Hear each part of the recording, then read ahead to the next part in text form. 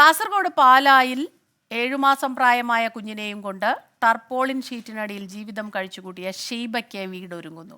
പള്ളിക്കര സ്വദേശിയായ പ്രവാസി മലയാളിയും ദേശീയ സേവാഭാരതിയും കൈകോർത്താണ് വീട് നിർമ്മിക്കുന്നത്. ഇവരെ താൽക്കാലികമായി മറ്റൊരു വീട്ടിലേക്ക് മാറ്റാനും തീരുമാനമായി. ഷീബയുടെ ദുരിതം പങ്കുവച്ച 24 വാർത്തയെ തുടർന്നാണ് നടപടി. 24 ഇംപാക്ട്.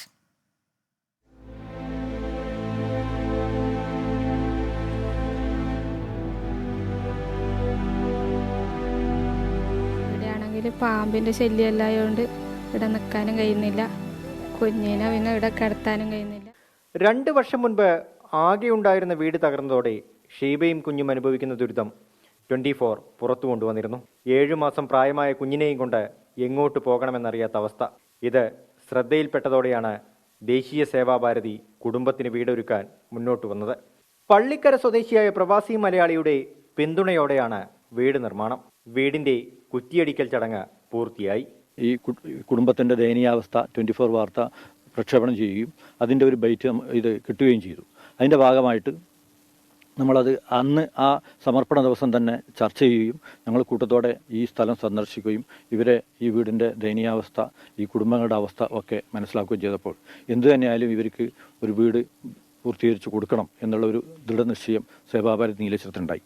അതിൻ്റെ ഭാഗമായിട്ട് ഈ വാർത്ത വന്നതിൻ്റെ അടിസ്ഥാനത്തിൽ പല ആളുകളും ഇവിടെ സന്ദർശിക്കുകയും പല ആളുകളും സഹായ വാഗ്ദാനം ചെയ്തുവെങ്കിലും ഒരു പ്രവാസി പള്ളിക്കരയിലെ അദ്ദേഹം നമ്മളെ വിളിച്ച് ബന്ധപ്പെടുകയും സേവാഭാരതിയുടെ നേതൃത്വത്തിൽ ഇത് ചെയ്തു കൊടുക്കണമെന്നും ഒക്കെ പറഞ്ഞു.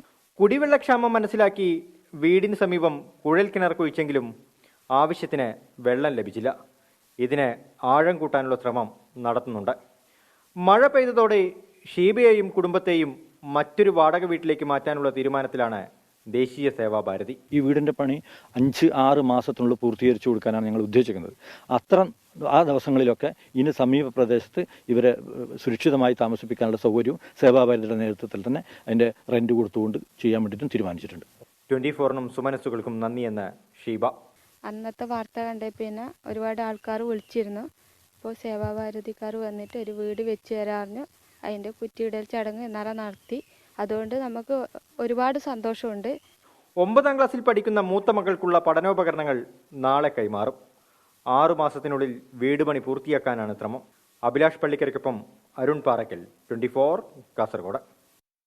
വിധി ദിനത്തിൽ 24 മാജിക് ജൂൺ 4 ചൊവ്വാഴ്ച രാവിലെ 5 മണി മുതൽ 24-ൽ.